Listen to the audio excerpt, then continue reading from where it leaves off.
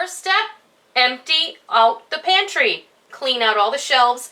As you're doing this, go ahead and weed through everything. Keep what you're definitely going to use and throw away anything that is outdated, that you're not going to use anymore. Maybe it's open and spilled over. Maybe it smells a little funky. Get rid of it now, okay? Figure out what you're going to do with everything. And what I have done is this pantry is right outside my bedroom door, so I just laid a big sheet over my bed, and we're kind of putting things in there as a staging area for now. And then when we get this all cleaned out, we're going to go over all the shelves, we're going to wipe them down real good, and then we're going to start putting stuff back in the pantry in an organized fashion, and hopefully it'll stay that way. Okay, so these are some of the things we're keeping, and I just wanted to show you how I've kind of used my bed as a workspace, so that gives you some ideas. If you know, everybody has a different situation. The pantry that we have is our back pantry is right outside my bedroom door, so it's just an easy situation. Maybe yours is in your kitchen. You have a place you can spread out. Maybe it's elsewhere, you know. Everybody has a different deal. So use what you got to the best of your abilities. So that's what we're doing right now. We're still cleaning out. I'll show you the pantry as soon as it's empty. Okay, I have emptied out the pantry. I have washed off all the shelves. And as you can see from the bottom up, I have started loading in. I put a lot of number 10 cans on the floor of the pantry. And those are things that I use often enough that I can just reach in there and grab them. There's powdered milk, dough enhancer, peanut butter powder, dehydrated refried beans, dehydrated potatoes, dough enhancer, egg whites, stuff like that. Then we move to the next shelf, which has some spices that I use occasionally, but I have adjusted to where the front pantry rack now has all the things that I would need to reach in there for at a moment's notice. So that's an update, and we'll be back, and I'll show you more in a minute. Right. We've spent the afternoon, we emptied this pantry, and then once we got it emptied, we cleaned it out, and then I put the stuff in the top, in the bottom two areas here, the shelf and the down below, you know, on the ground. I don't like to keep food on the ground, but in the number 10 cans, I feel more comfortable putting those down there. So I have so many spices, and then we've got bottles and liquid things, salad dressings and sauces and stock and juice. And here we have two shelves worth of baking and dessert making kind of things, and up top is really behind this, and we put all of our pudding and our jello there in a shoebox, and then we've got our cake mixes, jello, and you know, I don't use those things very often, but no, it's just good to have on hand. Do like to have them on hand, yeah. And then up on the top we have some just miscellaneous larger items that I don't have any place to put right now. And then way at the top, I don't know if you can see, I've got all of my cookie presses up there that I've collected over the years. They're just up out of the way because I may only take them out once a year. But in the process of doing this, I told you I have two pantries. This is the back pantry by my bedroom, and I have one in the front of the hallway that used to be a linen closet that we also use as a food pantry. These are like reach in and grab your stuff everyday pantries. I have my long-term food storage in other places, but Molly's going to walk down the hallway and we're going to show you the front pantry, because once we got this emptied, we thought, well, let's start emptying the other pantry, and then we'll start organizing by putting things from that pantry into this pantry, and then we'll kind of make a more cohesive mess out of things. You know how that goes. It's never an easy job to do this, and you're going to beat yourself up, because no matter how hard you try, when you have a food storage and you have a life and you have a family, you buy stuff when it's on sale, and you intend with every good intention and hope in your heart that you're going to use it, and sometimes that just doesn't happen.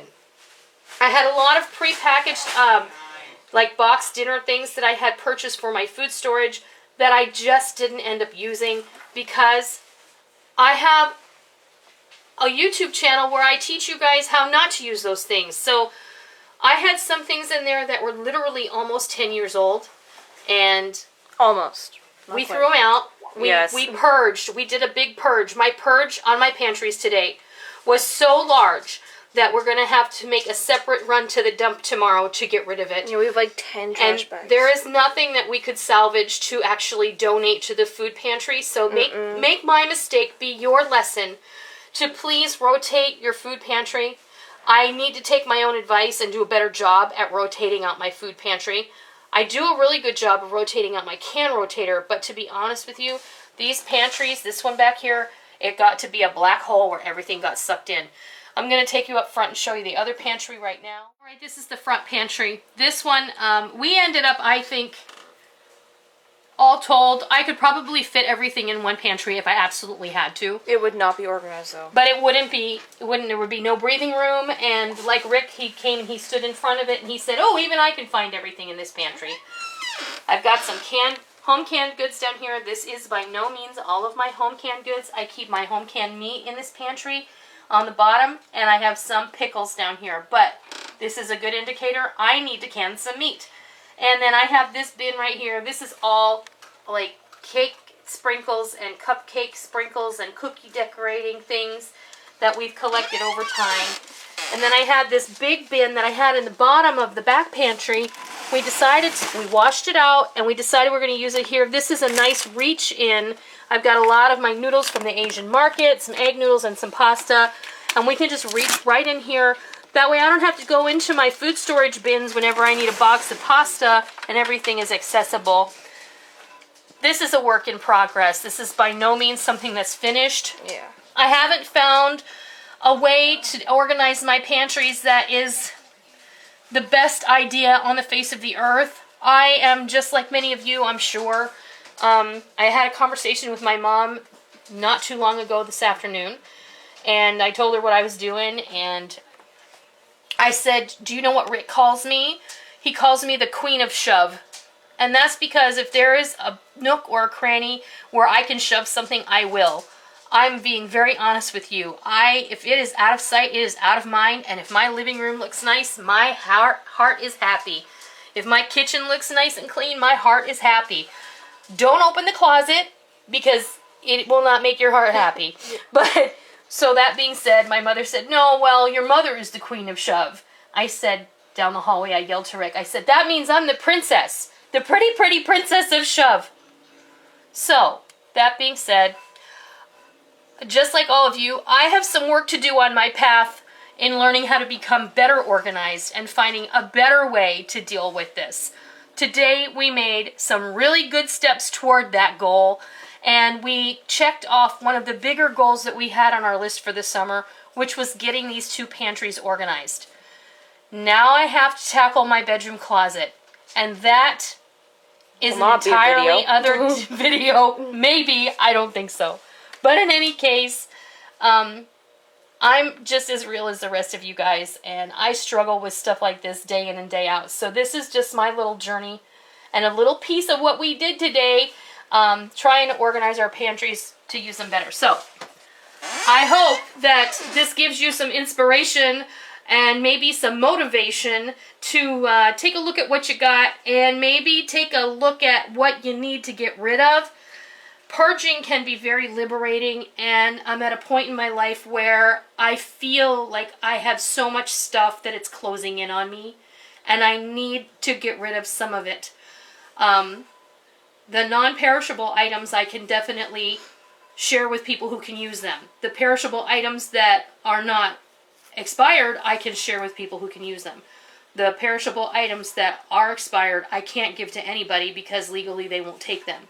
So, in any case, I hope this gives you some inspiration or some motivation, and I hope you enjoyed this video. This is what we did today, and until next time, I'll see ya!